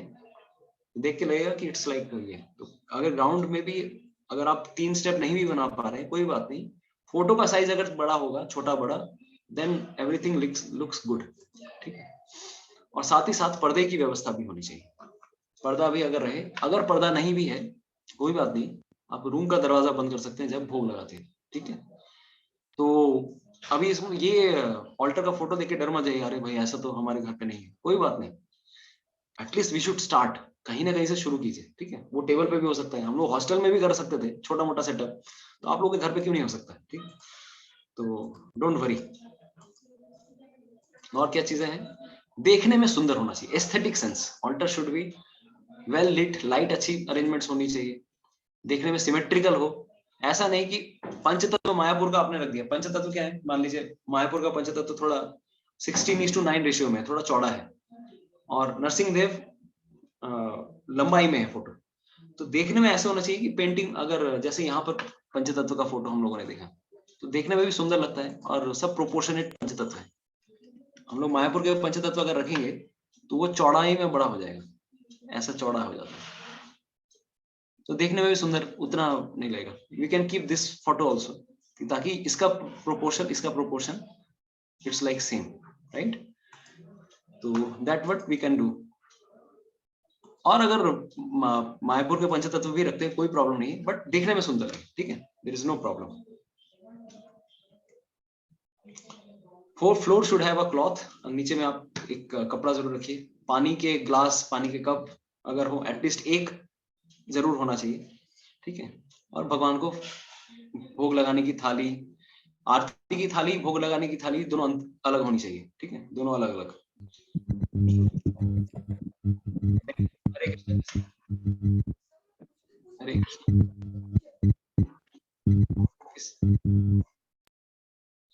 कुछ पूछना चाहते हैं गिरिजेश प्रभु? मेरे घर का विग्रह का सेटअप इस तरह से है, इधर राधा कृष्ण है, इधर हमारे वो षड गोस्वामी है, गुरु है, परम गुरु है, नरसिंह। गिरिजेश प्रभु आप एक काम कीजिएगा, मुझे आप व्हाट्सएप पे भेज दीजिएगा, तो मैं आपको देख के भी पूरा ये, क्योंकि इधर दिख भी नहीं रहा है, ठीक है। तो आप व्हाट्सएप पे भी इंडिविजुअली आप अपने घर का और ऑल्टर का फोटो भेजेंगे तो आई में कमेंट कि क्या ठीक है या फिर इम्प्रूव करने की जरूरत है, ठीक है। हरे कृष्ण, धन्यवाद। हरे कृष्णा प्रभु जी, एक चीज पूछना था, वो जो हम लोग भोग देते हैं भगवान को, तो भोग के लिए क्या स्पेशल कोई मेटल की थाली होनी चाहिए, मतलब चांदी या ऐसा कुछ? हाँ देखिए, डिपेंड करता है कि आपके भावना कैसी है। हाँ, तो it depends. Ideally metal plates, जैसे वो कांसे के प्लेट्स आते हैं, लाइक ब्रॉन्ज, कॉपर। तो कॉपर में एक प्रॉब्लम ये है कि जल्दी वो दाग पड़ जाता है उसमें, तो there are like many other plates also. उसको क्या बोलते हैं, कांसा प्लेट बोली ना हम लोग, राइट, कांसे का। तो that is best suitable plate, ठीक है, उसमें ज्यादा दिक्कत भी नहीं है। और एक हफ्ते में 1-2 बार आप अगर आप इमली लगा के भी अगर करते हो तो भी काम चल जाता है, ठीक है। लेकिन कॉपर में, ये अगर कॉपर है, इसको बहुत ज्यादा घिसना पड़ता है, ठीक है, तो नहीं तो इसमें दाग बहुत ज्यादा आ जाते हैं।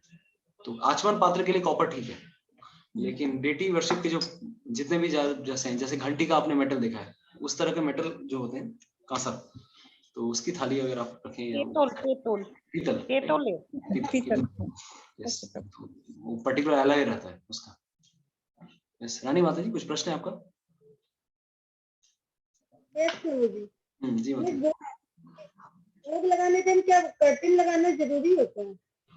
कर्टेन अगर नहीं भी लगाए तो रूम का दरवाजा बंद कर दीजिए जिस रूम में भगवान है, ठीक है। और अगर ओपन एरिया में कोई बात नहीं माता जी, भगवान भावग्राही है, ठीक है, तो नो डोंट वरी, चिंता मत कीजिए, ठीक है। मेरा दिख रहा है प्रभु जी। हाँ यस प्रभु जी, दिख तो रहा है, बट पूरे मेरे को पूर्ण रूप से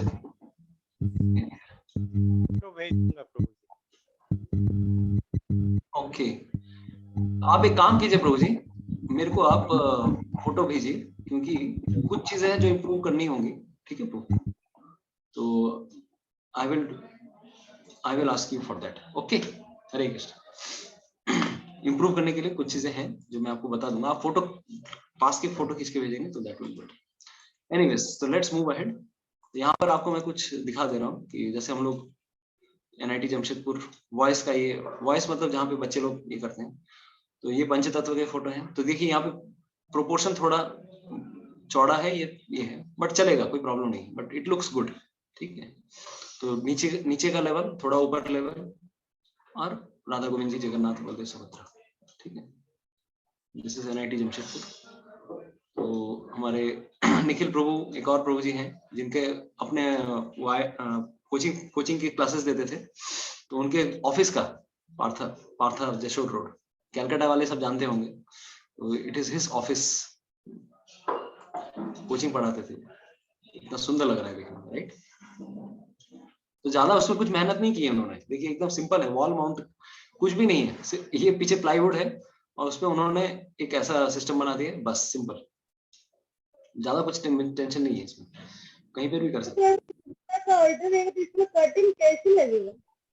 इसमें वो ये जनरली यहाँ पे कर्टन नहीं लगेगा माता जी, लेकिन आपको मैं एक चीज बता रहा हूँ, यहाँ पर अगर आप थोड़ा एक अरेंजमेंट कर देते हैं पाइप सिस्टम, तो मे बी मैं कल आपको हमारे गौशाला के जो ऑल्टर है, ऑल्टर का एक नया पाइप सिस्टम भी उन्होंने लगाया, इस तरह से पाइप लगा दिया है, तो उसके द्वारा भी ऑल्टर लगा सकते, पर्दा लगा सकते हैं। ये तो उन्होंने ऑफिस में लगाया था माता जी, भोग लगाने के लिए यहाँ पे नहीं था, जस्ट वो अपने ऑफिस में भगवान को देख पाए, इस तरह से उन्होंने एक सिस्टम किया था, ठीक है। जैसे अभी जो ग्रुप है माधवा सखी, उसमें मैंने देखा था कि कोई जैसे भोग लगाती है तो बड़ा जैसे पॉट जो खाना जिससे बनता है, बड़ा टोपिया हो, उसी को उन्होंने मतलब भोग में चढ़ा दिया। जैसे हम लोग थाली रखते हैं, उसमें एक बाउल, छोटा सा ग्लास वगैरह, क्या वो जो खाना बनता है उसको भी, बर्तन को भी लाके भोग लगा सकते हैं? देखिए वो जनरली क्या है, कभी अगर बड़ा फेस्टिवल होता है तब वो ऐसा होता है कि बड़े बड़े हांडी में बड़ा भगवान को भोग लगा देते हैं, लेकिन जब घर पे आप भोग लगा रही हैं, तो जैसे हम लोग किसी व्यक्ति को भोग अर्पण करते हैं, उस हिसाब से हम लोग करते हैं, एक थाली में राइस, एक बाटी में दाल, उसको निकाल के सारे खाने में किचन में जाके मिक्स कर देते हैं। हाँ, उसको फिर वो आप लेकर आके आप मेन जगह पे मिक्स कर दीजिए, ठीक है, कुकर में या फिर कढ़ाई में मिक्स कर दीजिए, हो गया, भोग लग गया, राइट। तो ये IIT खड़गपुर का है, दोनों एंगल। इसके ऊपर आपको दिख रहा होगा एक स्टील का फ्रेम है, तो ये यहाँ से उन्होंने स्टील का फ्रेम पूरा इसके ऑल्टर के बाहर तक गया है, तो ये पर्दा के लिए बनाया था उन्होंने, यहाँ से देखिए आपको दिख रहा होगा। तो मोती झील का दमदम सेंटर का भी ये पहले गौशाला का ऐसा था, तो इसी में उन्होंने यहाँ से एक पाइप लगा दिया है, जिसके द्वारा उन्होंने बहुत और भी सुंदर लग रहा है। यहाँ पे थोड़ा अच्छा नहीं लग रहा था, पर्दा अंदर था, अभी पर्दा बाहर हो गया, same altar is there, but अभी नया ऑल्टर भी आ रहा है। तो there are so many others, हमारे और भी बहुत सारे भक्त थे जिनके अपने घर पे उन्होंने विग्रह रखे हैं, तो दिस इज लाइक दैट, किसी के घर के विग्रह हैं ये, ठीक है, देख पा रहे हैं आपको। तो गुरु महाराज के भी फोटो रखा है उन्होंने, और साथ में बाकी ऑल्टर, ठीक। हरीश प्रभु का एक और भक्त है, उनके घर का भी, हरीश प्रभु निकंजा विलासिनी माता जी, उनके घर के विग्रह। तो ये काफी पुराना फोटो है मैंने जब पहली बार ऑल्टर के ऊपर क्लास दिया था, तो इससे अभी इनका फोटो ये वाला नीचे है, ये नीचे है, तो बहुत साल पुराना फोटो है ये हमारे और भी कुछ भक्त थे। तो ये आप लोग जो देख पा रहे हैं, जो जिनके घर पे ऑल्टर हम लोगों ने स्थापना की, प्रोग्राम किया, कीर्तन प्रोग्राम हुआ, तो ये आप लोग का किसी के घर के आपको दिख पा रहे हैं, ये किसी सेंटर के नहीं है, राइट। तो इन्होंने पर्दा सिस्टम भी लगाया है, नीचे पर गुरु परंपरा भी रखा है, और ये इसका हाइट भी ऐसा है, नीचे की अलमारी, नीचे में आपको ड्रॉर भी है, और यहाँ पर आप थाली भी रख सकते हैं, पर्दा भी लगा सकते हैं, ठीक। This is one. तो ये कुछ भक्तों के ऑल्टर काम है, हम लोग देखिए। दिस इज अनदर ऑल्टर, एक और भक्त के ऑल्टर है।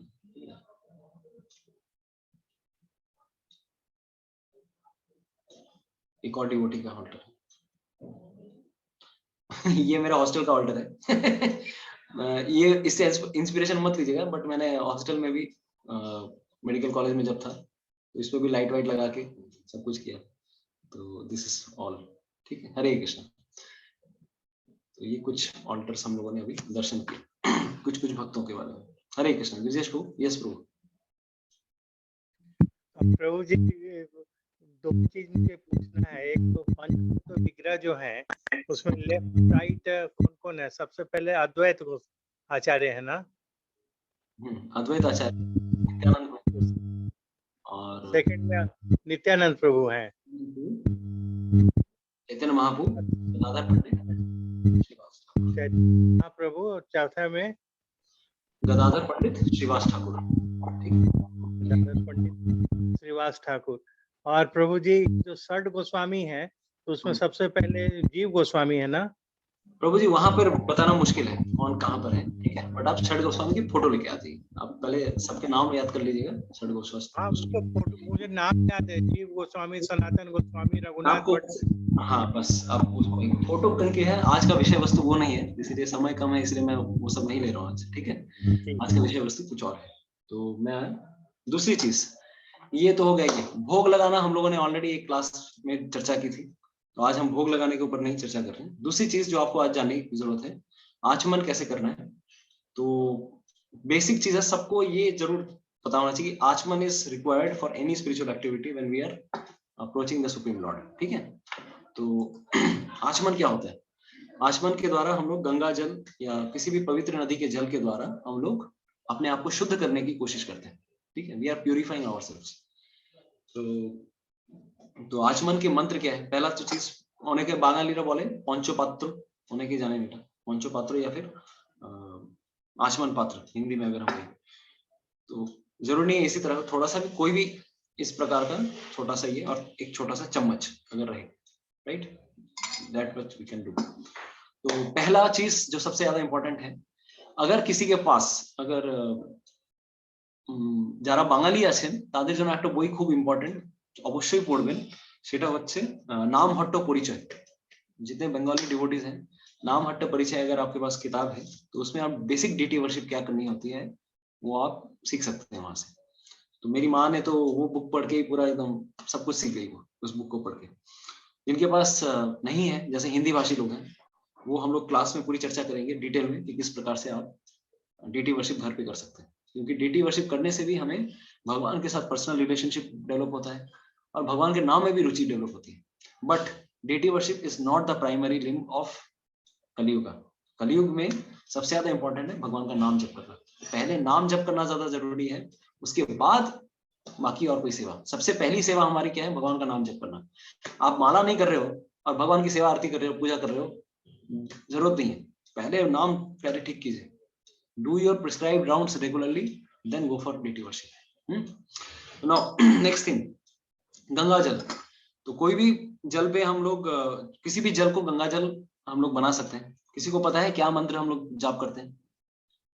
What is that particular मंत्र?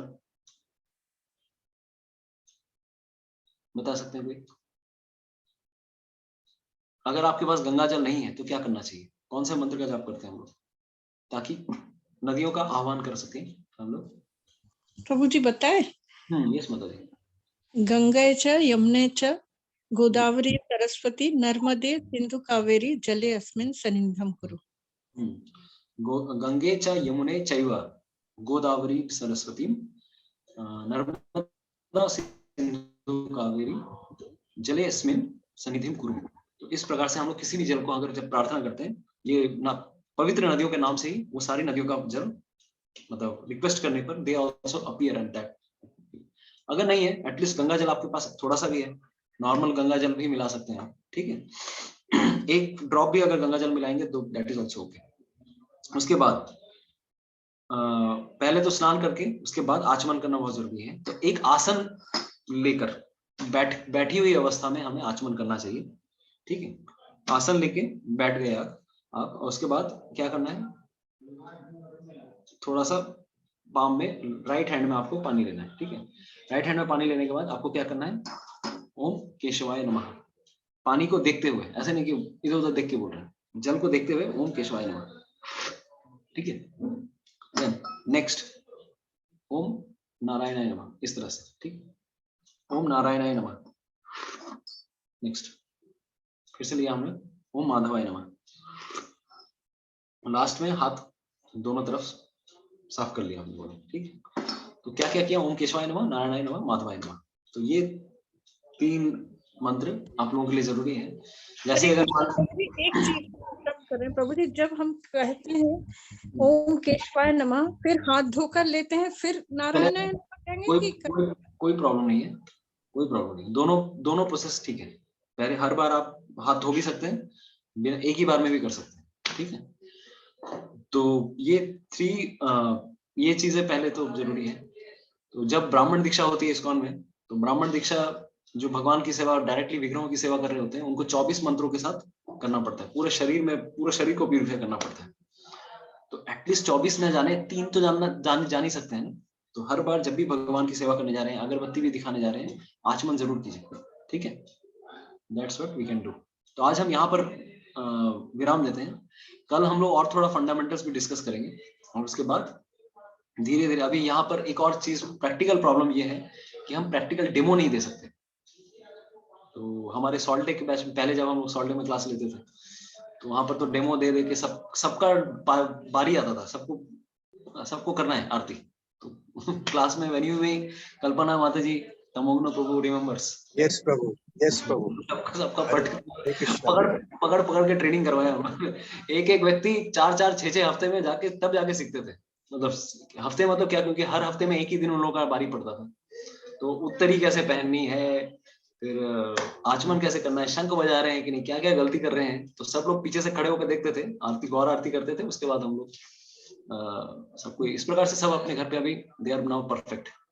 बट ऑनलाइन प्लेटफॉर्म का यही प्रॉब्लम है कि हम दिखा तो देंगे, लेकिन आप सही कर रहे हैं या नहीं कर रहे हैं वो समझना मुश्किल है। इसीलिए आप लोग क्या कर सकते हो, जब भी किसी इस्कॉन मंदिर में जाते हैं, आरती को नोटिस कीजिएगा कि क्या कर रहे हैं ये लोग, कैसे कर रहे हैं, आरती में चल क्या रहा है, कितनी बार घुमा रहे हैं, कहाँ घुमा रहे हैं, कैसे घुमा रहे हैं, वो हम लोग बता भी देंगे, तब आपको समझ में आ जाएगा, ठीक है। तो इसके द्वारा, देखने के द्वारा भी आप सीख सकते हैं, ठीक है। कैसे पोजीशन होनी चाहिए, पोस्चर कैसा होना चाहिए, और ये सारी चीजें आप थोड़ा अगर नोटिस करेंगे तो धीरे धीरे आप लोग भी सीख सकते हैं। बट फिलहाल ऑफलाइन क्लास नहीं हो रही है, तो there is a limitation to this session, ठीक है। हरे कृष्णा। तो आज हम लोगों ने क्या जाना, विग्रहों के बारे में, प्रिंसिपल्स, 5 चीजें जो मेन इंपॉर्टेंट चीजें हैं। तो उसमें सबसे ज्यादा इंपॉर्टेंट है हरिनाम संकीर्तन। बट जब विग्रहों की सेवा भी जब हो रही होती है, तब भी हम लोग हरिनाम ले रहे हैं। तो पर्टिकुलर डीटी का नाम लेकर हम लोग अर्पण करते हैं। एषा धूपः ओम कृष्णाय नमः, एषा दीपः ओम राधायै नमः। तो ये सब हम मंत्र के द्वारा हम लोग सब सिखाएंगे। तो आगे बने रहिए। तो कुछ सेशन हम लोग को लगेंगे इसको कवर करने में। तो मे बी कल या फिर परसों हम लोग और इसी सेशन को कंटिन्यू भी करेंगे, ठीक है। क्योंकि गौर पूर्णिमा भी आ रही है, तो मेरा प्लान यह है कि गौर पूर्णिमा के पहले ये सेशंस जितना जल्दी हो सके हम लोग फिनिश करें, और श्री चैतन्य महाप्रभु के गुणगान के बारे में हम सुने, ठीक है। तो आप लोग थोड़ा रेडी रहिएगा, हम लोग कुछ ज्यादा सेशंस करने वाले हैं, ठीक। हरे कृष्णा। किसी का कोई कुछ प्रश्न? प्रभु जी, हम लोग जैसे स्टैंडिंग पोजीशन में जब करते हैं पूजा, तो आसन पे खड़े होके करना होता है। आसन पे खड़े होके करना है। आसन कुछ घास की हो सकती है, आसन कपड़े की भी हो सकती है।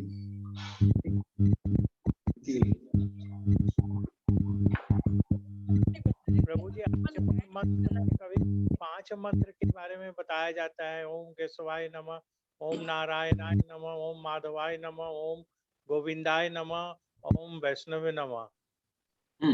गोविंदाय नमः मतलब क्या? लास्ट में आपने हाथ, वही है, आपने राइट हैंड को धो लिया ना, मैंने क्या दिखाया, ओम केशवाय नमः, नारायणाय माधवाय नमः, ओम गोविंदाय नमः, ओम विष्णुवे नमः। बस। तो लास्ट फोर्थ और फिफ्थ में हम लोग हाथ ही धो रहे हैं, तो मैंने सिर्फ 3 ही बताया। तो फोर्थ और फिफ्थ हाथ धोने का मंत्र है, ठीक है, राइट हैंड और लेफ्ट हैंड। तो आप कर भी सकते हैं, नहीं भी कर सकते, करेंगे तो आपको पता है जब तो कर सकते हैं। राइट हैंड को धोते हो। और ये मंत्र कब पढ़ना है प्रभु जी? ओम पवित्रो वा पवित्रो। हाँ, तो अच्छा कि आपने याद दिला दिया। तो आचमन के बाद हम लोग वी रिसाइट दिस मंत्र, ओम अपवित्र पवित्रो वा सर्वावस्थां गतोऽपि वा यः स्मरेत् पुण्डरीकाक्षं स बाह्य अंतरात्मा शुचिः। धीरे बोलिए।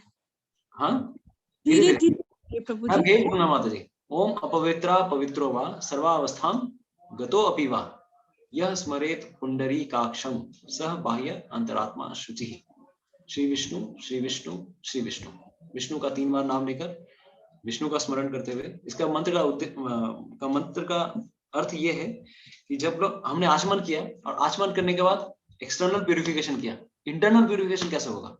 इंटरनल प्यूरिफिकेशन ऐसे होता है कि जब हम भगवान का स्मरण करते हैं, तो जब भी पुंडरीकाक्ष, जो लोटस आईज जिनके हैं भगवान श्री कृष्ण, भगवान श्री विष्णु, उनका जब हम स्मरण करते हैं तो अंदरूनी भी प्यूरिफिकेशन होता है।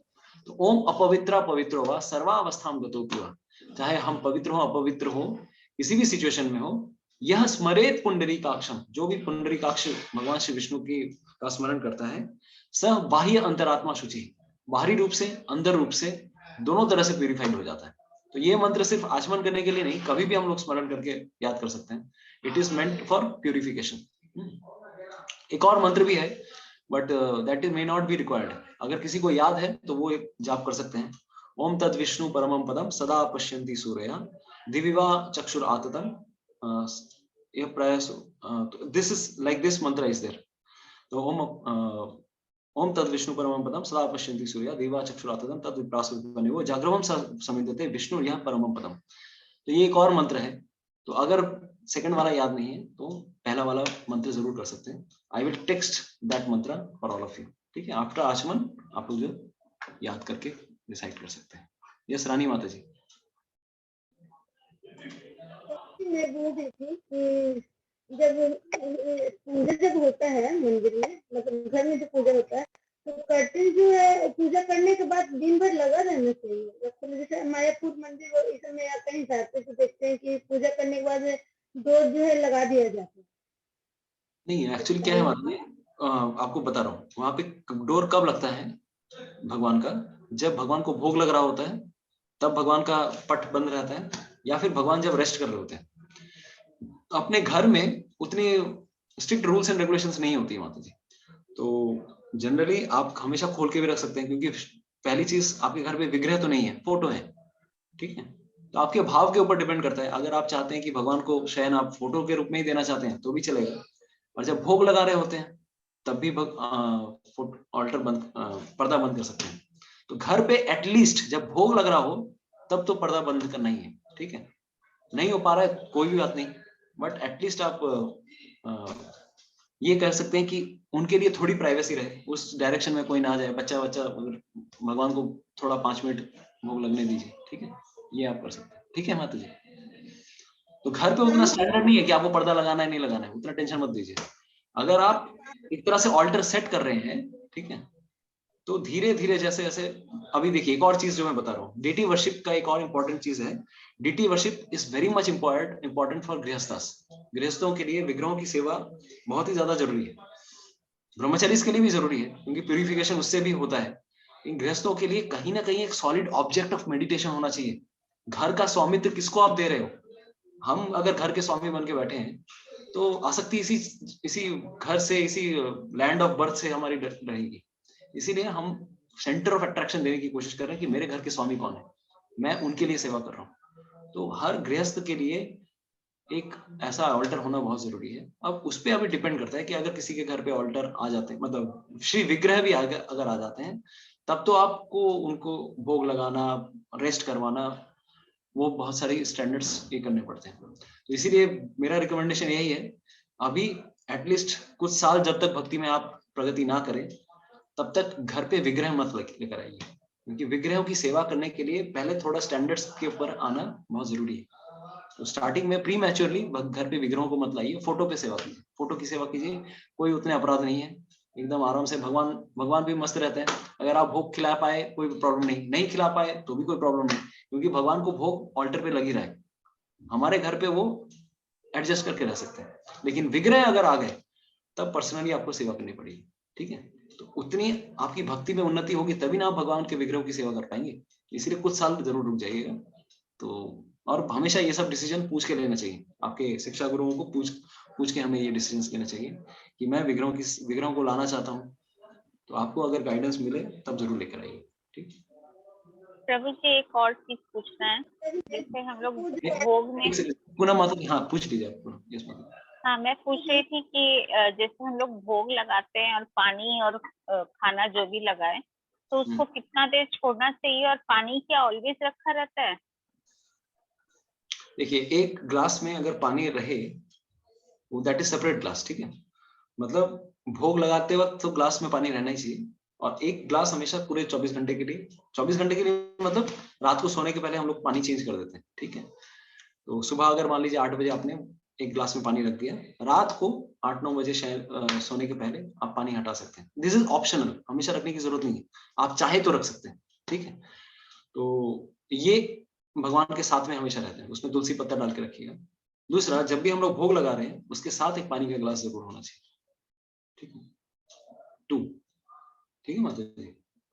ओके, धीरे धीरे क्लियर होगा माता जी। और ये आप कुछ भी डाउट है पूछ लीजिएगा। ये रानी माता जी। प्रभु जी मैं बोल रही थी, शाम को जब गौराती करते हैं तो उस टाइम आसन करना जरूरी है, मतलब उस टाइम भी आसन करना चाहिए? जब भी हम लोग भगवान की कुछ भी सेवा करने जाते हैं तो आचमन जरूर करना है, ठीक है माता जी। द्रौपदी माता जी। सॉरी माता जी, म्यूट हो गया, सुना अच्छा ना माता जी।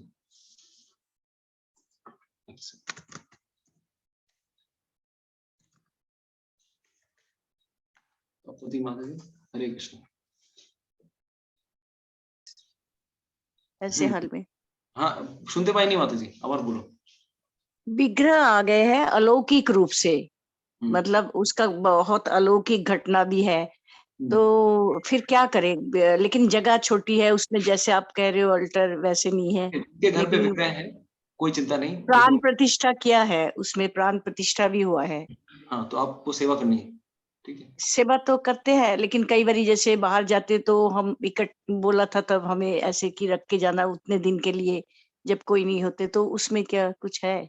अगर आप बाहर जा रहे हैं, पंडित जी को बता जाते, वो मानसिक पूजा कहते हैं, उसमें मानसिक करना, और हम दे जाते हैं इतने दिन के लिए। सपोज 5 दिन के लिए जा रहे तो 5 जगह ऐसे भोग दे के जाते हैं, सूखा कुछ भी नहीं। ऐसा कुछ नहीं है बाबू जी। आप जब भी अगर बाहर कभी जा रहे हैं तो 2 चीजें हैं, जिनके घर के आसपास कोई अगर इस्कॉन के डिवोटी हैं, आप उनके घर पे, अगर आपके दोस्त हैं कोई, तो उनको दे दीजिए, आप सेवा करो। जनरली मैंने जो अपने आस पड़ोस में देखा है, मेरी मम्मी भी वही करती है कि अपने विग्रह। वो तो हेलो, वो तो गोपाल जी को दे जाते, मेरे 5 गोपाल जी है, वो दे जाते हैं मंदिर में या आस पड़ोस में, लेकिन राधा कृष्ण का मूर्ति फिक्स है, वो कैसे दे जाए? उनके लिए तो सेवा ही करनी है ना।